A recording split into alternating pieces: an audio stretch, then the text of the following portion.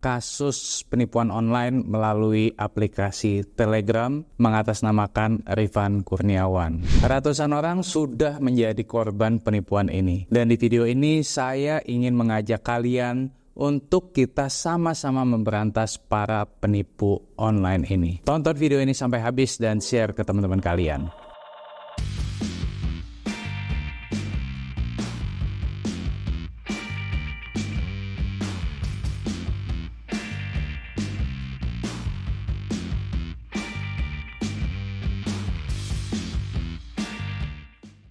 Oke, nah jadi di video ini saya pengen share bagaimana modus penipuan di Telegram ini, bagaimana penipu bisa meyakinkan banyak korban, apa yang sudah Rifan Kurniawan lakukan, dan bagaimana kita bisa sama-sama memberantas penipu online ini. Bagian pertama adalah modus penipuan. Modus penipuan di Telegram mengatasnamakan Rifan Kurniawan ini adalah titip dana dan menjanjikan keuntungan berlipat dalam waktu singkat. Penipu online ini biasanya memasukkan calon korban ke fake account secara tiba-tiba menggunakan bot. Dan biasanya penipu online ini memasukkan korban yang memiliki karakteristik. Pertama, mereka yang berada di luar daerah atau bukan kota besar. Kedua, mohon maaf, banyak yang berada di bawah garis kemiskinan sehingga financial literacy-nya masih sangat rendah. Jadi calon korban mungkin awalnya bingung kenapa dimasukkan ke grup Telegram tersebut. Ada yang tahu ini penipuan, langsung leave grup, tapi ada juga nih yang penasaran ini grup apa. Nah, disinilah penipu online dan komplotannya mulai bekerja dengan mengiming-imingi uang instan dengan nominal yang sangat bombastis. Misal, 1 juta rupiah jadi 25 juta rupiah, 2 juta rupiah jadi 50 juta rupiah, 5 juta rupiah jadi 125 juta rupiah, dan seterusnya.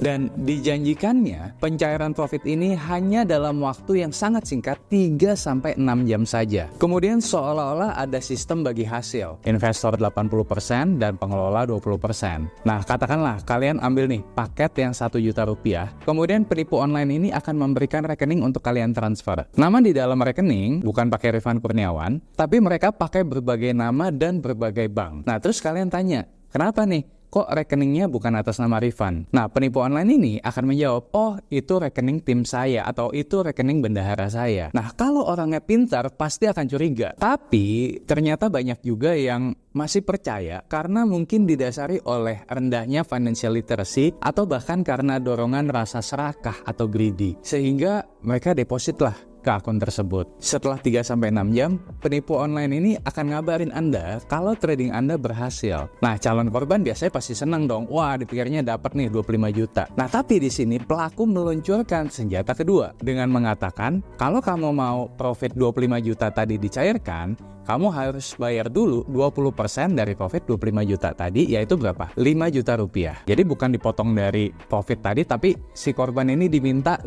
juta rupiahnya dulu. Di sini ada sebagian korban yang mulai sadar bahwa ini penipuan dan tidak melanjutkan transaksinya. Tapi ada juga nih korban yang dalam tanda kutip ya agak bodoh, polos, atau greedy, masih termakan juga dengan omongan tersebut. Nah, akhirnya ditransferlah 5 juta rupiah tadi ke penipu online ini. Karena dipikirnya kan dia keluar 1 juta plus 5 juta, 6 juta. Tapi nanti dia masih dapat 25 juta, masih cengli kok. Setelah beberapa saat, di sini penipu online ini mengeluarkan senjata ketiga. Butuh surat izin OJK sebesar 10-25 juta rupiah. Tergantung dari deposit awalnya berapa. Dan dibilangnya tenang aja, ini hanya deposit sementara. Karena nanti deposit surat izin OJK ini akan dikembalikan bersama dengan profitnya tadi. Tetap ada lagi ya, termakan lagi dengan omongan tersebut. Dan akhirnya ya ditransferlah 10-25 juta rupiah tadi ke penipu online ini. Karena dipikirnya udah kepalang tanggung nih. Dan masih banyak beberapa layer lainnya yang intinya uang Anda tidak akan pernah ditransfer sepeser pun. Oke, itu adalah gambaran kasar mengenai modus penipuannya. Next, kita lanjut ke bagian kedua. Bagaimana penipu meyakinkan korban? Modus penipuan yang saya ceritakan tadi mungkin terdengar klasik, tapi nyatanya masih banyak yang tertipu. Dan for your information, kasus penipuan di Telegram yang mengatasnamakan Rifan Kurniawan ini bukan pertama kalinya terjadi. Banyak akun Telegram palsu yang mengatasnamakan Rifan Kurniawan di tahun 2022 lalu. Tapi korbannya masih bisa dihitung dengan jari dan tidak sebanyak di tahun 2024 ini. Nah pertanyaannya, mengapa dengan modus yang sama tapi lebih banyak korban yang jatuh di tahun 2024 ini? Salah satu jawabannya adalah penipuan online ini makin canggih, di mana para pelaku semakin beradaptasi dengan membuat identitas-identitas palsu yang semakin menyerupai kita. Nah, pertama, akun palsu. Penipu online ini membuat akun fake di Telegram, bukan hanya 1 atau 2 akun, tapi ada puluhan akun dengan nama yang macam-macam. Ada Rifan Kurniawan Official, ada Rifan Kurniawan Trader, ada Rifan Kurniawan Value Investor, dan lain sebagainya. Nah, di akun-akun tersebut, penipu online ini mengunggah foto, video, logo Rifan Kurniawan. Bahkan penipu online ini mencatut foto dan video yang saya share di sosial media resmi Rifan Kurniawan dan membuat kesan bahwa ya ini memang akun resmi Rifan Kurniawan. Bahkan ada beberapa akun yang verified juga. Ya memang bisa dibeli sih. Saking tidak ada rasa bersalahnya dan kejinya penipuan online ini, mereka juga memasang foto anak dan istri saya. Kedua, KTP palsu. Nah, di sini saya coba tunjukkan, kalian bisa lihat bahwa penipu online ini mengedit KTP yang seolah-olah milik Rifan Kurniawan. Nah, jurus KTP palsu ini biasanya digunakan jika si calon korban mulai ragu, apakah ini penipuan atau bukan. Pelaku akan bilang, kalau ada apa-apa, bapak atau ibu bisa cari saya ya. Nah, jadi ibaratnya lempar tanggung jawabnya ke muka Rifan Kurniawan asli. Nah, KTP ini fake. Karena meskipun nama dan fotonya adalah Rifan Kurniawan, tapi semua detailnya berbeda. Mulai dari foto, jelas banget itu adalah foto editan ambil di Google. Ya emang ada ya foto KTP seganteng dan serapi ini. Kemudian NIK. Di sini detail-detail lainnya memang sengaja saya blur ya, tapi NIK yang digunakan itu belakangnya 0002. Sementara NIK KTP saya jelas bukan itu. Kemudian tempat dan tanggal lahir. Tertulisnya adalah tanggal 25 Maret 1993. Sementara tanggal lahir saya juga bukan itu. Kemudian alamat di KTP menggunakan alamat di Mampang yang merupakan alamat kantor. Dan memang tersedia di Google serta bisa diakses secara publik. Nah tapi masa iya gitu loh, alamat KTP pakai alamat kantor, aduh. Kemudian agama, ya di sini tertulis Islam. Padahal bukan itu. Jadi sebenarnya kalau si korban ini smart harusnya tahu bahwa ini adalah KTP editan. Tapi balik lagi, ya banyak korban yang tadi ya dalam tanda kutip bodoh, polos, dan greedy dan percaya bahwa ini KTP asli. Ketiga, izin OJK palsu. Nah, penipu online ini juga sudah menyediakan senjata lainnya untuk meyakinkan korban, yaitu izin OJK palsu. Ya sehingga calon korban percaya bahwa titip dana ini adalah legit. Nah, kalau kalian teliti, di sini juga kelihatan banget kalau izin OJK palsu ini adalah hasil editan. Ya dari kemiringan tulisan, font yang agak acak-acakan. Ya tapi balik lagi ya tadi banyak lagi korban yang dalam tanda kutip bodoh, polos, dan greedy.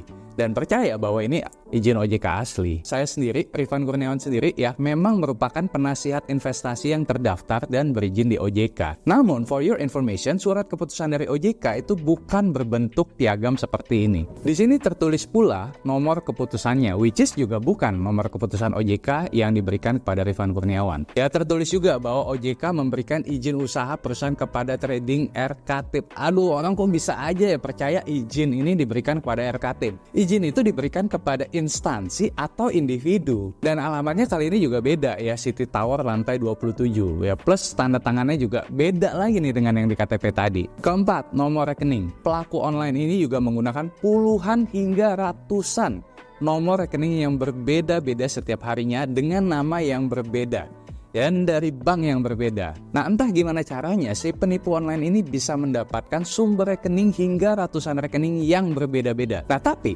di salah satu rekening tersebut ya saya juga sempat kaget nih, sempat ada satu rekening BNI atas nama Rifan Kurniawan. Padahal saya sebelumnya tidak memiliki rekening di BNI. Nah begitu saya dapat laporan bahwa ada rekening BNI atas nama Rifan Kurniawan di Bank BNI, saya langsung ke Bank BNI terdekat. Dan saya langsung mempertanyakan itu, kenapa bisa ada rekening atas nama Rifan Kurniawan di Bank BNI? Nah saat KTP asli saya diminta untuk dicek oleh customer service yang bertugas, customer service-nya bilang, wah iya Pak Rifan, ini nama dan wajahnya wajah bapak. Tapi kalau saya cek detail lainnya seperti alamat, NIK, nama gadis ibu kandung, itu semua detailnya berbeda. Sehingga kemungkinan si penipu online ini menggunakan yang namanya deepfake, menggunakan AI. Ya, akhirnya saya segera minta nomor rekening tersebut untuk diblokir. Nah, namun sayangnya hingga saat ini saya belum mendapatkan penjelasan dari Bank BNI. Kenapa bisa ada lolos pemalsuan identitas untuk pembukaan rekening seperti ini? Tapi beruntung, saya mendapatkan laporan bahwa nomor rekening tersebut sudah berhasil diblokir. Yang kelima, testimoni dan bukti transfer palsu. Di mana grup ini macam-macam ya. Jadi kalau misalkan teman-teman lihat ya, ada yang cuma 100-200 member, ada yang 400-500 member, ada yang 1.000-2.000 member, ada yang 10.000 sampai 20.000 member. Tapi sebenarnya grup tersebut dihuni oleh sekomplotan orang-orang yang memberikan testimoni yang terlihat seolah-olah meyakinkan. Ada yang post nih, ya lagi tarik hasil profitnya di ATM ya dengan banyak uang di tangan. Ada yang post habis beli handphone iPhone baru, ya beli emas dan lain sebagainya. Dan percayalah, semua orang atau akun yang aktif post di grup tersebut adalah sandiwara belaka. Sehingga jika si calon korban chat personal nih ke akun yang aktif post di grup tersebut, pastinya akan mengatakan bahwa grup tersebut legit lah, bukan penipuan, amanah, dan lain sebagainya. Dan yang gilanya lagi adalah komplotan tersebut memberikan testimoni palsu seolah-olah Rifan Kurniawan mencairkan profit puluhan hingga ratusan juta rupiah. Nah, dari kelima hal yang sudah saya sebutkan, intinya adalah penipu online ini sudah semakin canggih. Sementara korbannya ya balik lagi adalah orang-orang yang financial literasinya masih sangat minim, sehingga mudah sekali termakan scam-scam seperti ini. Dan di sisi lain, jika korban sudah menyadari bahwa ini adalah scam dan mulai mengeluarkan kata-kata seperti grup ini penipuan di grup tersebut, maka penipu online tersebut tidak segan-segan untuk segera memblok atau kick korban tersebut dari grup. Ya, sehingga korban ya menjadi tidak berdaya gitu. Ya, tidak bisa lagi kontak ke penipunya, tidak bisa lagi mengingatkan orang lain di grup tersebut. Jadi menurut saya Telegram ini aplikasi yang sangat-sangat berbahaya sebenarnya. Oke, kita lanjut bagian ketiga, apa yang sudah Rifan Kurniawan lakukan. Nah, menyikapi hal ini, tentu Rifan Kurniawan tidak tinggal diam. Kita sudah melaporkan hal ini ke seluruh pihak yang berwenang. Pertama, kita sudah laporkan ke Telegramnya langsung. Baik itu melalui akunnya langsung, melalui @notuscam, melalui email dan lain sebagainya. Namun sayangnya Telegram ini tidak seperti Instagram atau Meta yang penanganannya sangat cepat. Telegram ini bisa dibilang sangat lambat sekali dalam menangani pelaporan seperti ini. Dan kita pun jujur tidak tahu apakah Telegram ini benar-benar merespon report-report yang disampaikan atau hanya dibiarkan saja. Kedua, kita sudah melaporkan kepada pihak yang berwenang. Sejak pertengahan Agustus kita sudah melakukan pelaporan kepada semua pihak yang berwenang, mulai dari kepolisian, OJK, Kominfo, dan semua bank yang terkait. Di kepolisian, kita sudah membuat laporan polisi kepada Polda Metro Jaya. Di OJK, kita juga sudah melaporkan kepada Satgas OJK melalui surat. Di Kominfo, kita juga sudah melaporkan melalui surat dan juga aduan konten.id, dan lain sebagainya. Saya sudah memberikan seluruh bukti-bukti kuat yang ada kepada pihak-pihak yang berwenang tersebut. Dan saat ini sedang diinvestigasi lebih lanjut. Saya juga sudah melakukan audiensi dengan OJK, memberikan keterangan kepada polisi, dan juga sudah memberikan seluruh laporan kepada seluruh bank yang terkait. Ketiga, memberikan disclaimer di seluruh sosial media dan website Rifan Kurniawan yang resmi. Ya, jadi kita pun juga sudah memberikan disclaimer dan peringatan di seluruh sosial media dan website resmi Rifan Kurniawan secara berkala bahwa Rifan Kurniawan tidak pernah menerima titip dana, apalagi menjanjikan keuntungan instan di Telegram, dan agar berhati-hati terhadap penipuan online seperti itu. Balik lagi, meskipun sudah dihimbau sedemikian rupa, tapi tetap saja masih banyak yang kena, ya karena udah keburu buta gitu loh dengan lihat angka-angka tadi. Ya banyak juga yang kena scam ini, bahkan nggak kenal Rifan Kurniawan itu siapa. Jadi begitu kena scam, ya baru kemudian cari Rifan Kurniawan itu siapa, bisnisnya apa, dan kemudian marah-marah. Kan bodoh. Tapi ya jauh lebih banyak juga orang-orang yang masih smart. Jadi sebelum dia percaya, dia DM dulu ya, atau dia komen dulu, dia tanya dulu lah, dia cari informasinya. Ya semua gampang kok, tinggal di googling, ketika aja Rifan Kurniawan muncul semua akun-akun resmi kita. Dan kita udah pasang disclaimer bahwa kita tidak pernah menerima titip dana di Telegram. Keempat, ya, menghimbau korban untuk ikut melakukan pelaporan. Nah, kita juga terus menghimbau agar orang yang menjadi korban penipuan di Telegram mengatasnamakan Rifan Kurniawan ini untuk ikut serta melapor ke polisi dan bank. Tapi mirisnya adalah banyak dari korban yang enggan melapor dengan beberapa alasan. Seperti, ya males ya dan pasrah aja lah melihat uangnya ditipu.